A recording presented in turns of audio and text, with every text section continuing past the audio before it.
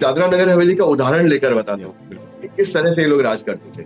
अब दादरा नगर हवेली के जो 72 गांव थे, ये मेनली ट्राइबल गांव थे।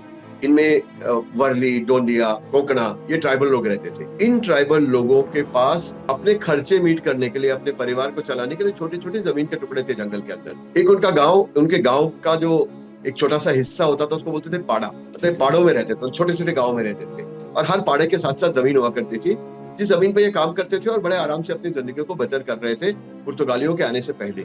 मैं नहीं कह रहा कि बहुत वो धनाढ्य थे या बहुत संसाधन थे उनके पास, लेकिन अपने आप में संतुष्ट थे। अब पुर्तगाली जब आए तो पुर्तगालियों ने बड़े बड़े जमींदारों को हाथ में लिया, क्योंकि जंगल के पार्ट जो गांव थे उनके अगल बगल में तो छोटी छोटी जमीनें थी ट्राइबल्स की। बाहर जितनी जमीनें थी वो कुछ जमींदारों के हाथ में थी। मैं ये नहीं कहता किसी जमींदार एक कम्युनिटी के थे या एक धर्म के थे या एक इलाके के थे।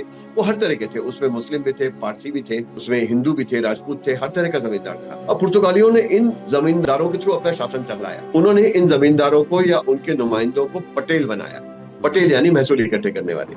तो अब जब मैं ही राजा, मैं ही वकील, मैं ही जज और मैं ही मुजरिम, तो ऑब्वियसली मेरा फैसला तो मेरी तरफ से होगा ना। तो इसीलिए इन लोगों ने क्या शुरू किया, इन लोगों ने अपनी जमीनों का जो उत्पाद था उसे दिखाना शुरू किया कम, कि हमारे यहाँ कम आया तो कम महसूल मिलेगा।